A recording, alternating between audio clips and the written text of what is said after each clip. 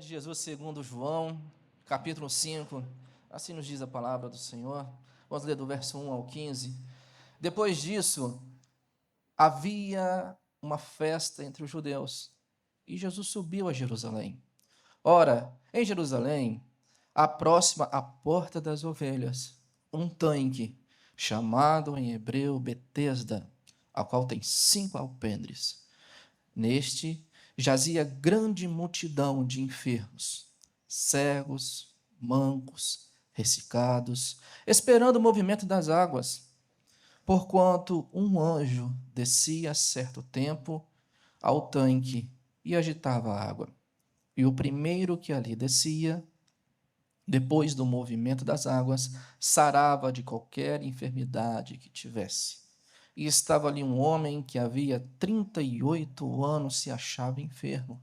E Jesus, vendo este deitado e sabendo que estava neste estado havia muito tempo, disse-lhe: queres ficar são? E o enfermo respondeu-lhe: Senhor, não tenho homem algum que, quando a água é agitada, me meta no tanque, mas enquanto eu vou, desce outro antes de mim. Disse-lhe Jesus: levanta-te, toma a tua cama e anda. Logo aquele homem ficou são e tomou a sua cama e partiu.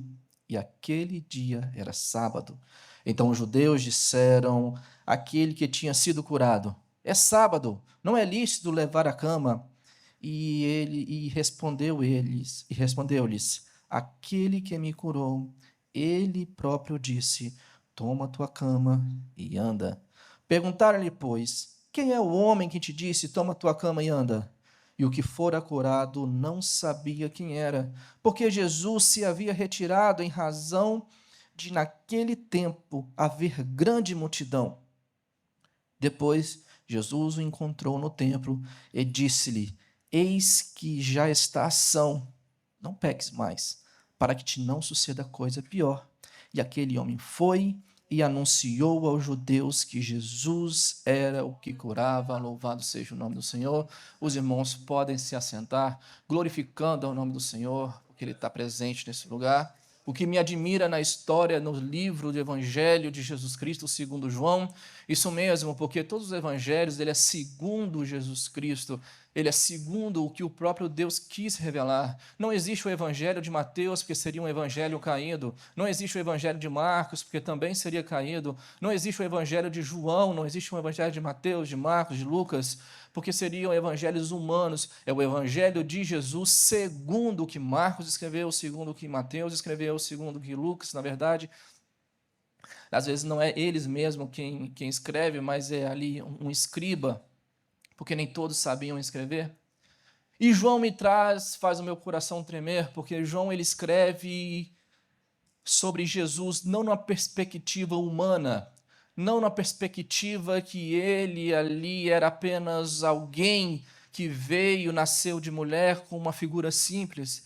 Mas João, em todo o contexto de seu livro, ele tenta explanar Jesus como Deus, escreve como Deus encarnado na terra, o verbo que se fez carne. É por isso que muitas das vezes ele vai escrever eu sou, quando Jesus estava falando, eu sou o pão da vida, eu sou a ressurreição e a vida, eu sou o caminho, a verdade e a vida, eu sou a videira verdadeira. O eu sou é o mesmo que Deus disse lá no monte, lá na sarça ardente para Moisés, eu sou o que sou. Então João ele traz essa ótica de tentar explanar para nós, de tentar aventar para nós a figura de um Jesus que é o eu sou, o Deus dos deuses, o Senhor dos senhores, aquele que é o autor da vida e o consumador da nossa salvação, que nós não estamos lidando apenas com um Deus amiguinho, porque por vezes nós subimos aqui e falamos, Deus é o seu amigo, Jesus é o seu amigo, Jesus é o seu confidente, Jesus é aquele que atravessa a sua vida com você, te dá um bom conselho, mas a nossa segurança não está em simplesmente simplesmente alguém caminhar conosco, porque às vezes nós precisamos de alguém que solucione o nosso problema, que solucione as nossas dores, que solucione as nossas mágoas, que preencha o labirinto do vazio que há dentro da nossa existência. Meus irmãos, às vezes nos dá segurança saber que Jesus não é apenas um profeta, como muitos acreditam, que Jesus não é apenas uma figura mitológica, que Jesus não é apenas um peregrino que andou nessa terra e disseminou uma nova religião, mas Ele é o Deus dos deuses, Ele é o Senhor dos senhores, é Ele que está sentado à destra de Deus, e Ele está intercedendo por todos nós, e não adianta você se esconder em qualquer lugar que for. Deus está olhando o seu coração, Deus está olhando a sua alma, Deus está olhando o que você fez, o que você faz, o que você pensa, o que você há de fazer. Deus está com as mãos estendidas e nada foge debaixo dos olhos dele. A mão dele está estendida sobre todo o universo. Ele está regendo a humanidade, Ele está regendo tudo aquilo que é a existência. O universo foi criado pela força da tua boca, e Ele está aqui dizendo para você: não desista em meio à sua dor, não desista em meio às suas circunstâncias, não desista, que você não está desamparado, você não está sozinho na sua existência. Deus, Ele está com você. Determinada vez uma criança perguntou ao seu pai, isso é uma história, isso é só para nós entendermos, uma metáfora: pai, o quão grande Deus é? O pai se atrapalhou, porque as crianças têm a capacidade de fazer algumas perguntas que às vezes é difícil de ser respondida. Pois quando ele olha para o céu, ele vê um aviãozinho lá com um pontozinho passando acima das nuvens. E ele fala bem assim: está vendo, meu filho? Aquele aviãozinho lá em cima? E o filhinho fala: estou vendo, papai. Passou algum tempo, eles foram fazer uma viagem e chegou no aeroporto. E quando foi embarcar para a sua viagem internacional, o pai falou para o filho: está vendo, meu filho, esse avião? Estou vendo, papai. Mas esse é muito grande. Não é igual aquele pequenininho que a gente viu aquela vez voando acima das nuvens. E o pai responde, fala bem assim: é o mesmo avião. A diferença é que um você está próximo e outro você está longe. Qual o tamanho de Deus? Deus é do tamanho da sua busca e da oração em que você faz, e o seu milagre, a sua bênção, por vezes, está na oração em que você não faz. A história dessa manhã, eu não quero aqui me prender a tantos detalhes ricos que envolve esse versículo, essa história, essa passagem desse homem que, por mais uma vez, ele reflete a um dos heróis. Para mim, um dos heróis. Porque todas as vezes que nós vemos a Bíblia falar de certos milagres, eu fico me perguntando, por que não tem o nome dessas pessoas? Por que a Bíblia vai falar da mulher do fluxo de sangue e não fala o nome dela? Para nós termos aí uma mensagem, talvez seja Ana, talvez seja Maria, talvez seja mais uma Maria. A Bíblia não faz questão, os escritores da palavra não faz questão de, às vezes, escrever o nome dessas pessoas. Mas quando fala do sumo sacerdote, Anás, quando fala do sacerdote Caifás, quando fala ali do governador, do imperador de Pilatos, faz questão de citar o seu nome. Por quê? Por que as pessoas, às vezes favorecidas, pessoas que estão acima na sociedade são lembradas? Porque essas pessoas que estão ali com poder, seja econômico, seja com poder ali de decisões, fazem questão de citar o nome delas. Mas aquelas pessoas que às vezes têm uma dificuldade, aquelas pessoas que têm uma enfermidade, aquelas pessoas que ali às vezes está descartada pela sociedade, não tem o nome dela escrito aqui. Mas o que me conforta e o que me consola é que em todas as vezes que essas pessoas que é descartada pela sociedade, ela é contada na Bíblia, nós vemos atrelados a elas a presença de Jesus ao lado dela, solucionando o seu problema, a presença de Jesus ao lado dela, dando a ela o auxílio, porque Jesus, Ele é aquele que está do lado, não apenas dos grandes, não é que Deus, Ele ali rejeita os grandes, não é que Cristo rejeita o rico, não há problema em ser rico e ser pobre, o problema é aqueles que têm ou não um coração disposto a ter uma experiência com Deus. O texto começa dizendo: depois disso, havia uma festa entre os judeus e Jesus subiu a Jerusalém. Depois disso, o quê? O que aconteceu antes disso? Jesus estava aqui iniciando o seu ministério.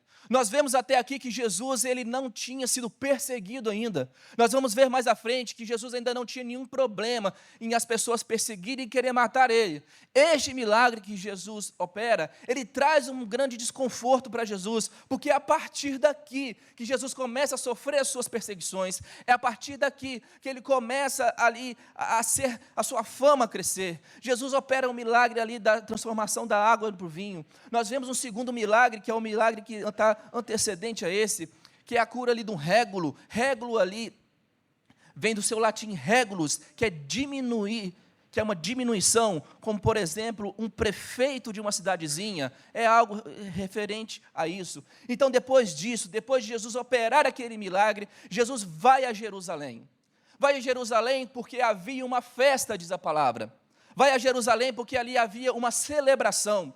Nós sabemos que na cultura judaica, nós vemos lá em Levítico 23, se não me falha a memória agora, nós vemos ali estitulados as 7 festas hebraicas, as 7 festas: Páscoa, a festa dos pães asmos, as festas das primícias, a festa ali dos tabernáculos, a festa da trombeta, a festa da expiação, a festa de Pentecoste.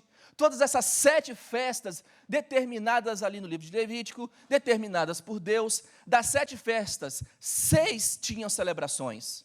6 festas eram literalmente festas. Das 6 festas, 3 tinham necessariamente de ir até Jerusalém: a festa da Páscoa, a festa do tabernáculo e a festa do Pentecostes. A única festa que não tinha festa mesmo era a festa da expiação, que era uma vez no ano. O sumo sacerdote ia até os santos, apresentava ali a oferta ao povo, e se a oferta fosse aceita, ali o povo era perdoado, a bênção do Senhor era renovada. Mas se não fosse aceita, ali o próprio sumo sacerdote era morto. Então aquela corda que era amarrada a ele, se não visse mais o barulho dos sininhos, então era puxado, porque ali ele havia sido talvez fulminado ou simplesmente morto.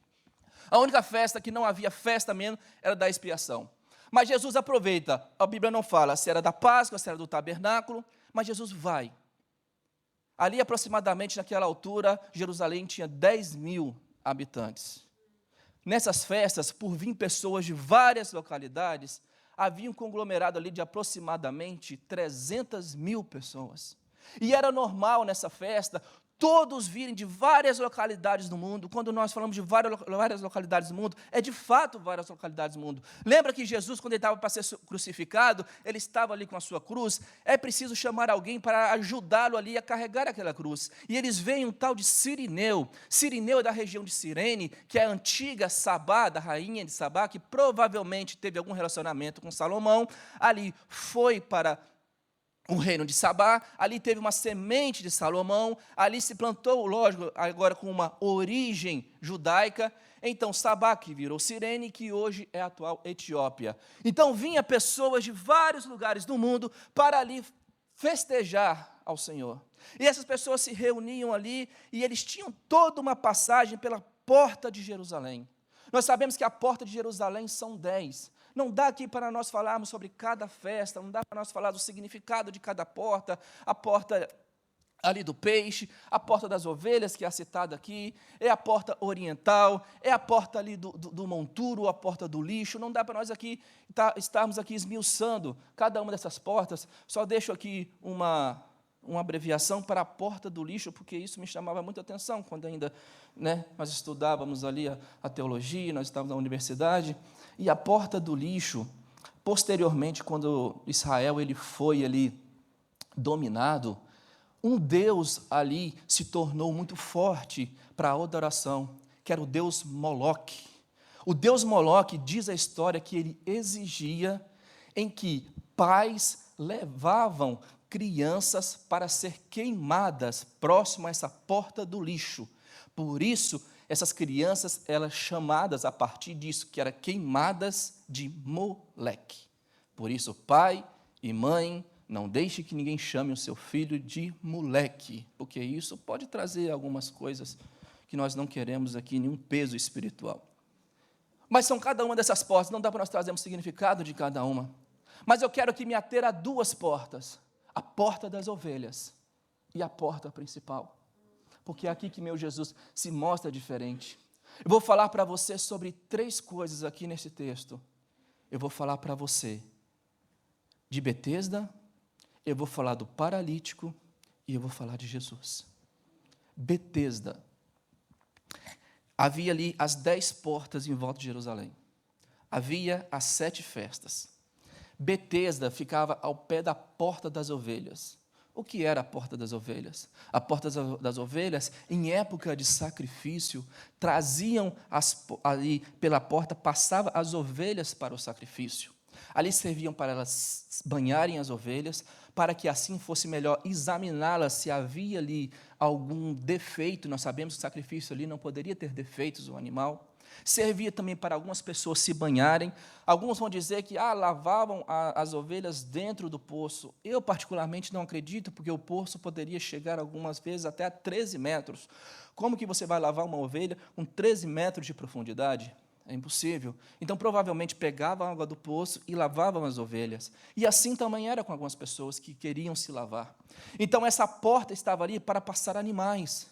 Essa porta estava ali para que não passasse nenhum ser humano ali que fosse em direção ao santuário, ao templo. Jesus, quando ele vem, ele vê aquela multidão de mais ou menos 300.000 pessoas, todas passando pela porta oriental, que era a porta grande, uma porta que chamava atenção, uma porta que ali todos queriam passar. Por acaso é a porta que Jesus entra com um jumentinho e todos dizem: Hosanas, Hosanas, Hosanas ao filho de Davi. É aquela porta que chamava atenção, é aquela porta que todos passavam e ia tirar ali uma selfie, ia dizer assim: estou aqui na porta principal. Todos queriam ali ser reconhecidos e falar: um dia eu adentrei a Jerusalém e eu passei na principal porta de Jerusalém. Jesus, quando chega diante daquilo, ele olha para a porta principal, onde estava a maioria, e ele olha para a porta das ovelhas. E é aqui que Jesus ele se difere dos demais, porque ele não queria ali se mostrar que ele era acima da média. Como nós, seres humanos, somos bobos. Às vezes, porque pregamos melhorzinho, um pouquinho, temos um chamadozinho, nós já nos achamos a última cocada, a última biscoito do pacote.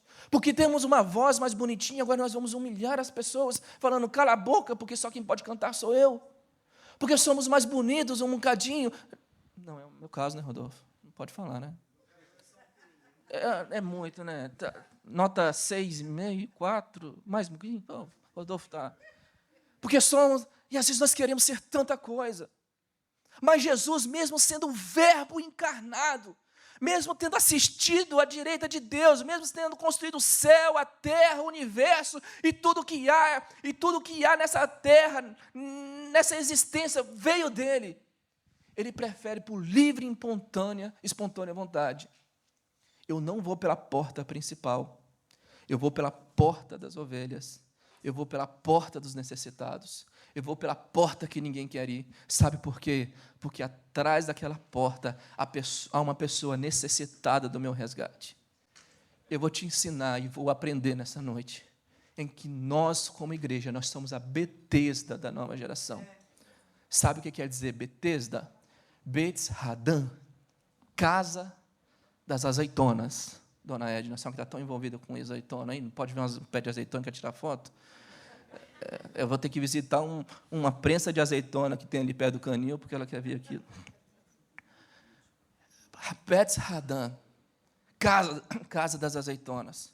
Só que com o passar do tempo, não se tornou mais conhecido como casa da azeitona, pastor. Sabe por quê? Porque começou ali a ter muitos aflitos, muitos coxos, muitos angustiados, com deficiências, cegos, ressecados é às vezes a pessoa que tem ali uma perninha mais coisa, a mão ressecada. Começou ali a ter um conglomerado de pessoas enfermas. Nós não sabemos como que essas pessoas chegaram ali. Mas possivelmente, talvez, nessas vindas dessa festa, as pessoas traziam os seus enfermos, traziam os seus doentes, porque sabia ali a fama de que o anjo movimentava ali as águas, e depois que as águas parassem, ali o primeiro que mergulhasse era curado, seja lá o que for. essa fama se tornou ali popular. Então, provavelmente, as pessoas vinham para a festa, deixavam ali na porta das ovelhas o seu enfermo, deixavam ali o seu cego, deixavam ali o seu coxo, deixavam ali aquele que tinha deficiência, e eles voltavam para a porta principal para ir festejar no templo. Ali estava as pessoas que precisavam de misericórdia.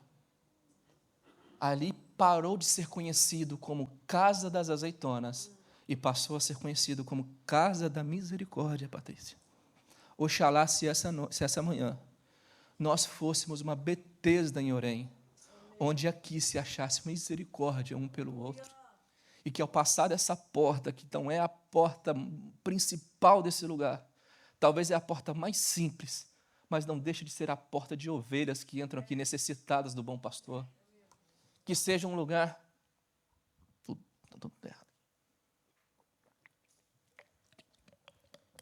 Que seja um lugar em que nós não estamos preocupados em jogar na cara do nosso irmão o que ele fez de certo ou de errado há tantos anos atrás, ou qual é a situação em que ele se encontra hoje, mas que hoje nós não estamos preocupados em desviar a nossa rota, em desmarcar o nosso compromisso, para poder adentrar no lugar das misericórdias, é adentrar no lugar da bênção, no lugar onde ninguém quer estar, porque enquanto estava todos indo lá para o templo festejar, é festa, é festa, é festa. Jesus não queria festa, Jesus queria estender a mão para o caído, Jesus queria estender a mão para o necessitado. Eu te pergunto, quantos necessitados você estendeu a mão ao longo desses dias? Ou se você precisa de um socorro, ou se você precisa de alguém que traga alívio para a sua alma, uma mensagem de esperança, alguém que pegue na sua mão e não fale, vá à frente, mas vamos comigo.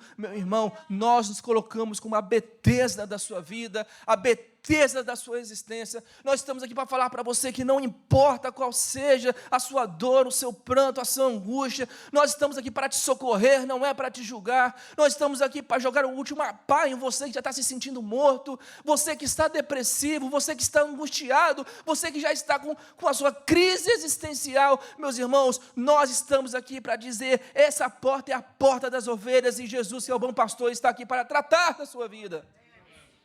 Ninguém aplaudiu? Eu estou falando que Jesus, Ele pode cuidar da sua vida. Isso não é uma história da carochinha. Isso não é um folclore português, ou brasileiro, ou colombiano, ou venezuelano.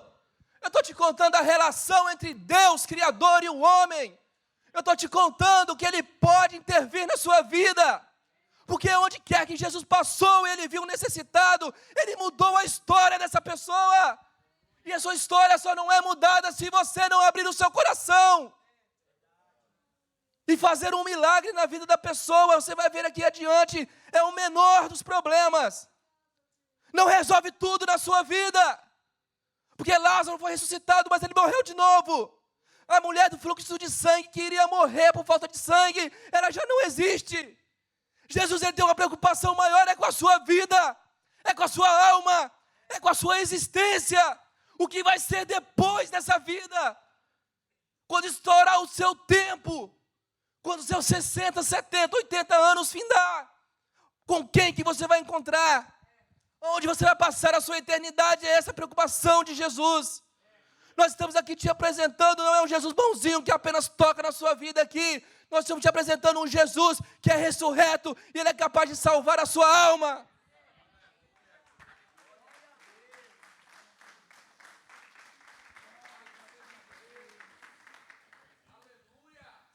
Ora, em Jerusalém, a próxima à porta das ovelhas, um tanque, chamado em hebreu Betesda, a qual tem 5 alpendres. Alpendres, já não está legal para a foto.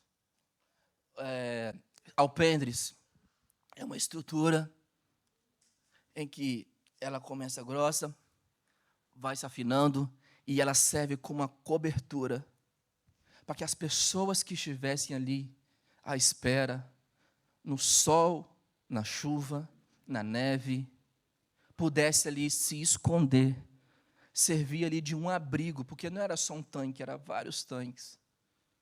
Meus irmãos, a igreja ela tem essa função de ser um abrigo para aquelas pessoas que entram aqui cansadas possam se esconder, porque aquele que habita no esconderijo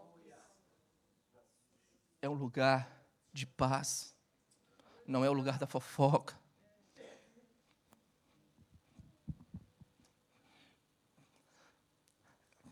Se aqui você não encontra paz, se aqui não é um lugar de misericórdia, não vale a pena nós nem estarmos aqui. Porque Jesus ele veio para mostrar o amor dele. E se você não é uma réplica desse amor, se você não é uma extensão desse evangelho, se você não é uma replicação desse Cristo, porque cristão, Cristós, ungido, cristão, um pedaço, um fragmento de Cristo, nós temos a unção dada por Cristo. Se você não é uma extensão do amor de Deus, se você não é uma extensão daquilo que Deus ele plantou nessa terra, se nós não estamos aqui preocupados com a dor um do outro, se nós não estamos aqui numa casa de misericórdia, se não há sentimento pelo nosso irmão, se nós não paramos a nossa vida para atender um irmão que está em necessidade, onde está a nossa experiência de corpo? Onde está a experiência que Paulo nos deixou ensinar da igreja como corpo de Cristo? Meus irmãos, nós estamos aqui para caminhar juntos. Eu não vou aqui defender esse homem de tudo, porque o que ele diz? Ele fala bem assim, olha, quando o anjo vem e move ali o tanque, as águas param, ninguém me leva até lá. Ou seja, ele está reclamando que ninguém levou ele, mas se alguém levar ele, é esse outro alguém que vai ficar para trás. Ele estava questionando que ele não era o primeiro, porque se ele fosse o primeiro, para ele estava tudo bem, ele não estaria ali. E o outro cego que não conseguiu, o outro coxo que não conseguiu, o outro ressecado que não conseguiu, o outro surdo que não conseguiu, que vai viver a vida dele. E às vezes nós somos assim, nós queremos ser o primeiro. O outro irmão que não conseguiu, que fique para trás. Meus irmãos, não é eu vou primeiro ou eu vou depois, é vamos juntos. Nós não estamos em um concurso público do céu, que tem 40 vagas. Nós não estamos em um concurso público para a polícia, para a GNR, que tem apenas algumas vagas e alguns pré-requisitos, como idioma ou qualquer outra coisa, universidade. Ele foi preparar muitas moradas, e a sua está lá. Você não precisa passar ninguém para trás. Você não precisa passar ninguém à frente. Você só precisa estender a mão e dizer, vamos juntos. Se quiser caminhar 1 milha, eu caminho 2. Você não é concorrente do irmão que canta com você. Você não é concorrente do irmão que prega com você. Vocês são membros de um mesmo corpo que no final das contas é para agradar a Deus. É para glorificar a Deus. Porque Deus procura adoradores. Ele não procura adoração. Adoração ele já tem muita no céu. A Bíblia fala que instantes, tempo, 24 horas por dia. Há anjos, arcanjos, querubins e serafins sendo assistidos por eles, dizendo, santo, santo, santo é o Senhor dos exércitos. Então a adoração ele tem muita, ele procura adoradores. E como que você adora a Deus? É quando você compartilha o seu pão com o seu irmão. É quando você se rende a Jesus Cristo e fala, Senhor, está aqui a minha vida. Eu não tenho nada contra lágrimas, pelo contrário, aqui é um lugar para lágrimas, desde que essas lágrimas sejam do coração e não só emocionalismo barato. Desde que essa lágrima venha acompanhada de um arrependimento genuíno. Deus, eu quero largar a minha vida pregressa. Deus, eu quero largar a minha vida antiga.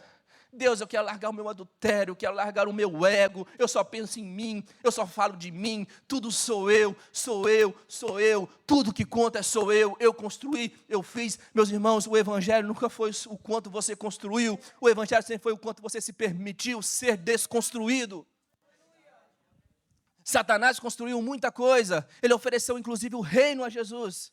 Isso não quer dizer nada. ele vai para o inferno. O que ele não conseguiu foi desconstruir o ego dele na eternidade. Meus irmãos, nós somos uma igreja. E eu confesso para vocês que o meu tempo aqui não é segredo para ninguém, que o nosso tempo aqui está se esgotando.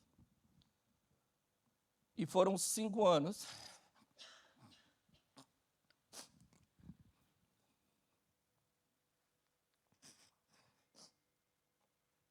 E eu ficarei feliz se um dia eu ouvir: olha, Vitor, nós continuamos sendo uma casa de misericórdia. Porque eu sei que vocês são misericordiosos. Porque senão vocês não teriam me aguentado aqui tanto tempo. Eu sei que há misericórdia, porque senão nós não estaríamos aqui. Mas é preciso mais. É preciso mais. É preciso ir, é preciso caminhar, é preciso continuar. Há pessoas aí fora gritando, pedindo socorro na feitiçaria, pedindo socorro nas bruxas, porque talvez eles estejam mais à frente em evangelismo do que nós, pelas facilidades que eles emitem, que eles levam. E é você que Deus conta para que estenda a mão ao necessitado que está entrando nessa casa. Neste jazia grande multidão de enfermos, cegos, mansos, ressecados, esperando o movimento das águas. Portanto, o anjo descia de certo tempo ao tanque, agitava a água, e o primeiro que ali descia, depois do movimento das águas, sarava de qualquer enfermidade. E estava ali um homem que havia 38 anos, que se achava enfermo, e Jesus, vendo deitado, e sabendo que estava neste estado havia muito tempo, disse-lhes: queres ficar são? É uma pergunta meio retórica, você perguntar para um cego se ele quer ver, você perguntar para um coxo se ele quer andar. Mas sabe, meu irmão, que Jesus ele provoca o coração desse homem. Porque 38 anos depois, você quer fazer uma conta comigo? Jesus estava iniciando o ministério dele. Vamos colocar aqui, sem muito erro, que se Jesus iniciou o ministério dele com 30 anos, esse foi o terceiro milagre dele, por certo, Jesus tinha aqui por volta de 31 anos. Não foge muito disso. Certeza que é depois dos 30 e certeza que antes dos 33 foi quando ele morreu. Tinha por volta de 31 anos. Quando Jesus nasceu, esse irmão já estava coxo. Ele não estava há 38 anos no tanque. Ele estava há 38 anos enfermo. Então, pode ser que ele tenha ido e voltado, até porque 38 anos do lado do tanque, ele teria morrido ressecado, coitado. Quando Jesus nasceu, ele já estava 7 anos na dor dele. Quando Jesus ele foi apresentado, esse homem já estava ali há 7 anos, na esperança do seu milagre chegar. Quando Jesus, aos 12 anos, foi encontrado no templo, ali ensinando, falando de coisas que os fariseus não sabiam, e interpretando tudo, e já sabendo de tudo que os fariseus, os anciãos, falavam. Esse homem já estava ali, Jesus tinha 12, esse homem estava ali há 19 anos. Jesus estava com 31 anos, mais ou menos. Esse homem já estava há 38 anos. 38 anos dentro de uma luta, dentro de uma prova. Confesso para você que a última coisa que uma pessoa pode ter aí é fé. Porque quem daria fé a ele? A fé vem pelo... Mas ouvir como, sendo que ninguém pregava um evangelho, um judaísmo, as pessoas que eram responsáveis por pregar a palavra de Deus, já estavam corrompidas com a política. As pessoas que deveriam ali pregar para ele e falar, olha, Yahvé, é um Deus que ele provém todas as coisas. Ele pode te curar, ele pode te mudar a sua história. Ninguém pregava isso. Havia um silêncio profético. Esse homem já não tinha mais esperança dentro do coração dele.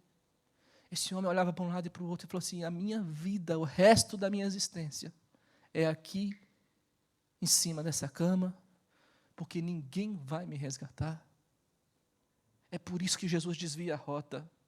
É por isso que Jesus não segue a manada. É por isso que Jesus se afastou da porta principal, da porta dourada, e ele vai pelo caminho das ovelhas, porque havia alguém ali que precisava de uma palavra de esperança. E quando Jesus fala, o que você quer? Ele fala, eu quero andar. Na verdade, ele vai inventar uma desculpa. Que todas as vezes que o anjo e o enfermo respondeu, Senhor, não tenho homem algum. O verso 6 diz, Jesus, vendo este deitado, sabendo que estava neste estado havia muito tempo, disse, quer edificação? A resposta mais óbvia seria sim ou não. É assim que um português responderia, não é, pastor? Sim ou não. Bem direto. Agora o gajo aqui estava a inventar a conversa. O enfermo respondeu, Senhor, não tenho homem algum que quando a água é agitada, me meta no tanque. Jesus não perguntou nada disso. Perguntou, como é que você vai fazer? Perguntou se você quer edificação. Mas enquanto eu vou, desce outro antes de mim. Já estava cheio de desculpas. Já estava cheio de argumentos. Já estava cheio de dodói. Já estava cheio de não me toque. Mas também estava cheio de dor, de falta de esperança. As pessoas que você lida, meu irmão, ou você que entrou aqui pela primeira vez, se você está com falta de esperança na sua vida, saiba que Jesus hoje, ele corta da porta principal e entra pela porta das ovelhas e fala, você quer ser curado? Você quer ser curado? Você quer que a sua alma seja limpa? Você quer que essa dor do passado, essa traição, esse abandono que te humilhou tanto, você quer que essa necessidade da família, essa necessidade do seu pai que não te acompanhou, da sua mãe que não te acompanhou, você quer que o trauma que há dentro de você, porque às vezes a ferida não é física, não é que nós estamos coxos, cegos, mas é que a nossa alma está ferida, está perturbada. É a palavra que alguém disse e aquilo te marcou para o resto da vida, você não consegue liberar o perdão. Hoje ele vem pela porta das ovelhas e fala, o que é que você quer? Eu posso mudar a sua vida, eu apago o seu passado, eu estou aqui te ofertando no presente, e se você quiser, eu mudo o seu futuro. Ele pode mudar a sua história, meu irmão. Basta você dizer, eu quero, Senhor. Eu quero, Senhor. Existe uma responsabilidade, Betesda. Existe uma responsabilidade, Casa da Misericórdia. Em todos aqueles que estão aqui, nós temos uma unidade em Cristo. Nós temos um único com Jesus. Vou adiantar que o tempo não espera. Jesus disse, levanta-te. Jesus aqui, ele quebrou 3 princípios judaicos sobre o sábado. Porque a ideia principal do sábado ali era não poder mudar o estado.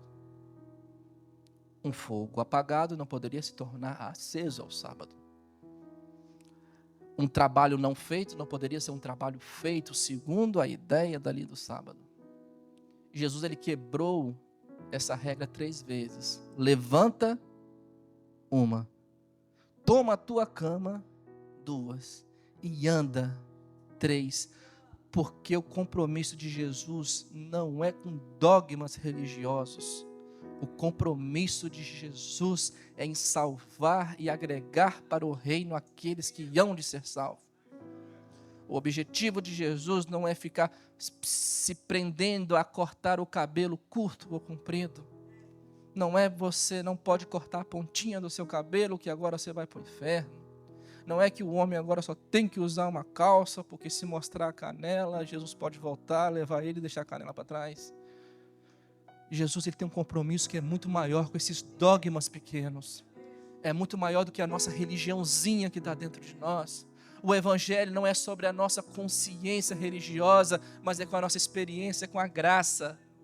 É a graça de Deus que invadiu aquele lugar e trouxe aquele homem de um estado crítico para um estado de louvor. E é esta mesma graça que toma este lugar e vai fazer você se levantar do lugar em que você está, que vai fazer você se levantar do comodismo, que vai fazer você se levantar dos seus traumas, que vai fazer você se levantar da sua dor, que vai fazer você se levantar do seu comodismo e de tudo aquilo que está te travando, está te segurando. Deus tem um novo tempo para a sua história. Deus tem um novo tempo para a sua vida. Não fique preso à religião. Não fique preso àquilo que os homens ficam falando. O seu compromisso não é com homens. O seu compromisso não é apenas aqui com os seres humanos. Os seres humanos você ama, o seu compromisso é com aquele que te deu a vida. É aquele que mudou a sua história e ele vai falar isso. Mas você está fazendo isso, está carregando a sua cama, hoje é sábado. E ele fala, olha, aquele que me curou disse que eu posso fazer isso. Meus irmãos, só quem pode construir a sua história, direcionar a sua vida é aquele que mudou ela. E não sou eu que mudei a sua vida. Somos apenas os instrumentos. Quem mudou a sua vida foi Jesus. É Ele quem muda a sua história. É Ele quem diz para você o que pode e o que não pode. É lógico que nós temos uma Bíblia, é lógico que nós temos a orientação de um ministério. Mas, meu irmão, quem rege a sua existência é aquele que cuidou de você e te sustentou até aqui. É aquele que te conduz com as suas mãos. É aquele que está presente na sua vida. É aquele que te ajuda a levar o pão para a sua casa.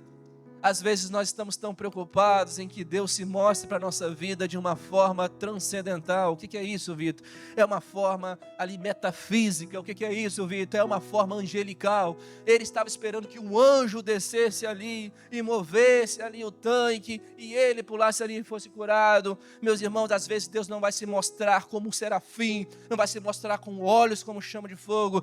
Quem estava do lado dele não era um anjo, mas quem estava do lado dele era o próprio Deus. É uma forma humilde, em uma forma simples, mas oferecendo a Ele o perdão, oferecendo a Ele a cura. Meus irmãos, talvez você está esperando na sua vida algo transcendental, que apareça um anjo para você, te leve até o céu e faça como fez com Paulo. Conheci um homem que há 14 anos atrás, dentro do corpo por fora dele, não sei, que ele foi elevado ao terceiro céu, ele foi mostrado coisas que é inefáveis ao homem. Às vezes Deus não vai se revelar para você assim. Como, Vitor, que Deus vai se revelar? Deus vai se revelar no pão que não falta na sua mesa. Deus vai se revelar numa palavra de um amigo em que você precisava ouvir. Deus está com você nos detalhes da sua vida. Deus está com você nos livramentos em que você não vê. É no trabalho em que você tem. Ele está do seu lado nas coisas simples da sua existência. Mostra a experiência que você tem com esse Deus aos outros.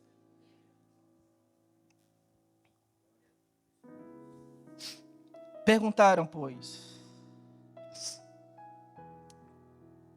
Então os judeus disseram, aquele que tem sido curado, sábado não é lícito levar a cama. Estavam tão preocupados com a religião. Por que não falou, opa, você era um coxo e agora você anda, glorificado seja o nome do Senhor? Não. Você está levando sua cama. A religião está preocupada com religiosidade, quando deveria estar preocupado com o milagre, a transformação na vida do homem. O que eles queriam? Que por ser sábado continuassem ali coxo, dependente, miserável? Era isso que a religião queria, porque era sábado.